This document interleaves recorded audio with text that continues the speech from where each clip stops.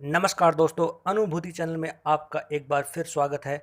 हमारी video series जो चल रही है कांस्टेबल परीक्षा के लिए, जिसमें हम महिला और बाल अपराध से संबंधित विषयों का अध्ययन कर रहे हैं, उस सीरीज में हम आज आपके लिए अगला वीडियो लेकर आए हैं।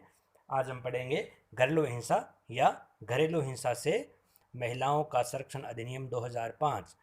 अधिनियम का नाम क्या है दोस्तों? अधिनियम का नाम है घरेलू हिंसा या घरेलू हिंसा से महिलाओं का संरक्षण अधिनियम 2005। Protection of women from domestic violence act 2005।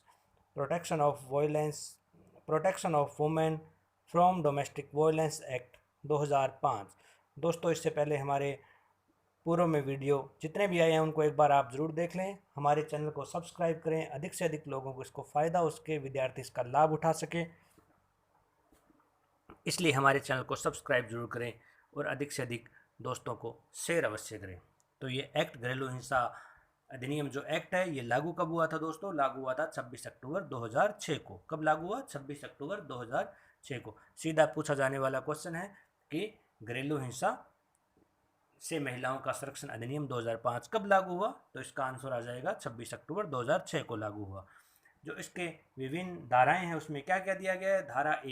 धारा एक इस एक्ट की धारा एक है। इस एक्ट की धारा एक में इसका संक्षिप्त नाम जो ऊपर दिया गया है आपको बता दिया गया। विस्तार कहाँ कहाँ लागू होगा, पूरे भारत में लागू होगा, और प्रारंभ कब से होगा, प्रारंभ नोटिफिकेशन में दिया जाता है कब से प्रारंभ होगा। तो प्रारंभ कब हुआ? 26 अक्टूबर 2006 से प्रारंभ हुआ। धारा एक में दिया गया। धारा दो में परिभाषाएं दी गई है। धारा दो में परिभाषाएं दी गई है, अलग अलग परिभाषाएं दी गई है। मुख्य परिभाषा के जिसका हम बार बार प्रयोग करेंगे वो अपने देख लेते हैं। इस एक्ट में बहुत बार आएगा व्यथित व्यक्ति किसे कहा गया है? इस एक्ट के अनुसार ऐसी महिला अभिप्रेत है जो प्रत्यर्थी, क्या चीज़ है दोस्तों? प्रत्यर्थी। ऐसी महिला अभिप्रेत है जो प्रत्यर्थी की घरेलू नातेदारी में है या रही है, जिसका अभिकथन है कि वह प्रत्यर्थी द्वारा किसी घरेलू हिंसा का शिकार हो रही है। ऐसी महिला से अभिप्रेत है जो प्रत्यर्थी की घरेलू नातेदारी में है या रही है, जिसका अभिकथन है कि वह प्रत्यर्थी द्वारा किसी घरेलू हिंसा का शिकार रही है, उसको इस अधिनियम में व्यथित व्यक्ति कहा गया है। तो व्यथित व्यक्ति की परिभाषा ये है जिसे सामान्य रूप से अपने पीड़ित बोल सकते हैं। पीड़ित कहेंगे तो जिसके साथ घरेलू हिंसा हुई है उसको व्यथित व्यक्ति माना गया है। बालक किसे कहा गया है इस अधिनियम में? बालक 18 वर्ष से कम आयु का जिसके अंतर्गत कोई दत्तक, सौतेला या पोषित बालक है। 18 वर्ष से कम आयु का बालक होगा जिसमें कोई दत्तक भी हो सकता है, सौतेला भी हो सकता है या पोषित भी हो सकता है। तो ये उसमें बालक की परिभाषाएं दी गई है। अब आती है दोस्तों धारा तीन। धारा तीन में क्या दिया गया है? धारा तीन में दिया गया है घरेलू हिंसा की परिभाषा। क्या दी गई है? घरेलू हिंसा की परिभाषा की घरेलू हिंसा किसको माना जाएगा? तो घरेलू हिंसा में दो तीन चीज़ें इन्होंने बताई है। पहली लेते हैं हम कै में। व्यथित व्यक्ति के स्वास्थ्य, सुरक्षा, जीवन या उसकी मानसिक या शारीरिक भलाई की अपहानि करना या उसे क्षति पहुंचाना, जिसके अंतर्गत शारीरिक दुरुपयोग, लैंगिक दुरुपयोग, मौखिक और भावनात्मक दुरुपयोग कारित करना भी है। कारित करना मतलब करना। तो व्यथित व्यक्ति के स्वास्थ्य या सुरक्षा, जीवन, उसकी मानसिक शारीरिक भलाई जो होती है उसकी कोई अपहानि करता है या उसको क्षति पहुंचाता है, जिसके अंतर्गत शारीरिक दुरुपयोग हो सकता है, लैंगिक दुरुपयोग हो सकता है, मौखिक और भावनात्मक किसी प्रकार का दुरुपयोग हो सकता है। तो ये व्यथित व्यक्ति के साथ होता है तो उसको घरेलू हिंसा में काउंट किया जाएगा, घरेलू हिंसा माना जाएगा। दूसरी बात इसमें बताई गई दोस्तों, किसी दहेज या अन्य संपत्ति या मूल्यवान प्रतिभूति के लिए, दहेज के लिए या अन्य संपत्ति के लिए या मूल्यवान प्रतिभूति के लिए किसी विधि विरुद्ध मांग की पूर्ति के लिए प्रताड़ित किया जाना। कि दहेज की मांग करना, अन्य संपत्ति की मांग करना या मूल्यवान प्रतिभूति की विधि विरुद्ध मांग करना, विधि विरुद्ध जो विधि के अनुकूल नहीं है, ऐसी मांग की पूर्ति करने के लिए उसको कहना, उस मांग की पूर्ति के लिए प्रताड़ित किया जाना भी घरेलू हिंसा में शामिल किया गया है। तीसरी बात इसमें दोस्तों बताई गई है कि कै और ख में वर्णित, किसमें? कै और ख ऊपर दिया गया है। कै में क्या है, ख में क्या है अभी आपको बताया।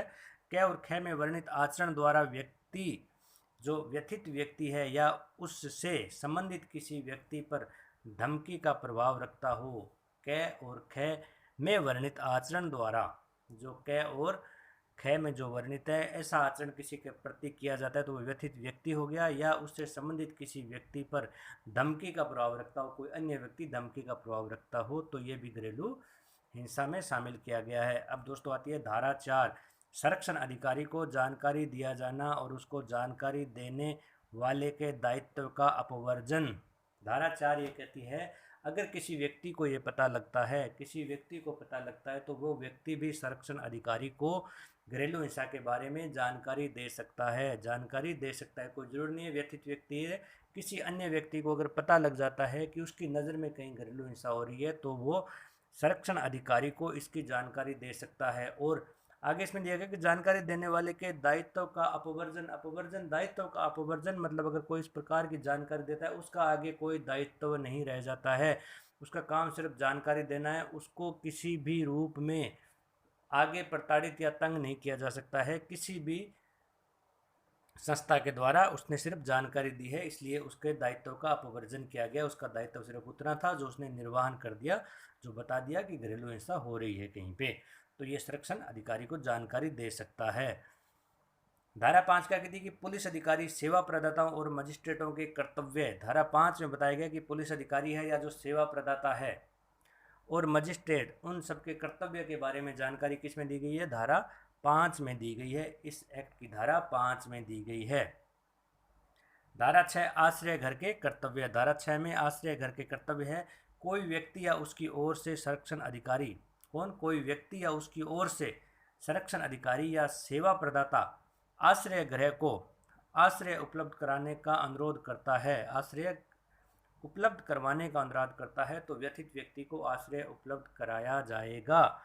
कोई व्यक्ति करे या उसकी ओर से कोई संरक्षण अधिकारी करे या सेवा प्रदाता करे, आश्रय गृह को ये कहता है कि इसको आश्रय उपलब्ध कराया जाना है, तो जो व्यथित व्यक्ति है उसको आश्रय उपलब्ध कराया जाएगा, ये आश्रय गृह के कर्तव्य है। अब धारा 8 कहती है दोस्तों कि संरक्षण अधिकारियों की नियुक्ति। संरक्षण अधिकारी कौन होंगे, कौन नियुक्ति करेगा संरक्षण अधिकारियों की? तो धारा 8 में बताया गया है कि राज्य सरकार अधिसूचना द्वारा उतने संरक्षण अधिकारी नियुक्त करेगी जितने वह आवश्यक समझे। कौन नियुक्त करेगा? राज्य सरकार नियुक्त करेगी संरक्षण अधिकारियों को। कितनों की नियुक्ति होगी? जितने सरकार आवश्यक समझे उतने नियुक्त कर सकती है, संख्या इसमें निश्चित नहीं है, सरकार को जितनी आवश्यकता हो उतने संरक्षण अधिकारियों की नियुक्ति की जा सकती है।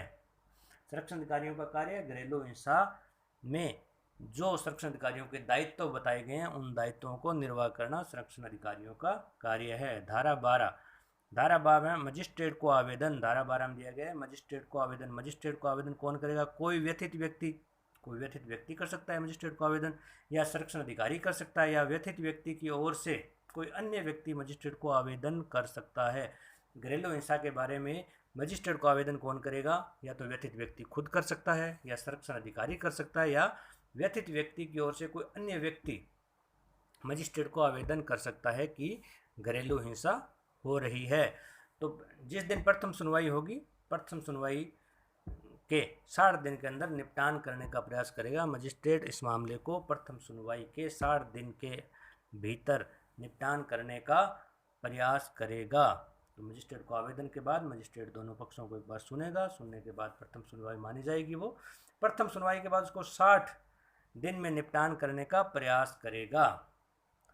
धारा 16 क्या कहते हैं दोस्तों? धारा 16 कार्रवाइयों का बंद कमरे में किया जाना। कार्रवाइयों को बंद कमरे में, जो कार्रवाई की जाती है वो बंद कमरे में की जा सकती है यदि मजिस्ट्रेट, क्यों की जा सकती है? यदि मजिस्ट्रेट ऐसा समझता है कि मामले की परिस्थितियों के अनुसार ऐसा आवश्यक है कि वह ऐसा कर सकता है। अगर मजिस्ट्रेट इस प्रकार मामले की परिस्थितियों को देखते हुए आवश्यक समझे तो कार्रवाइयों को बंद कमरे में किया जा सकता है।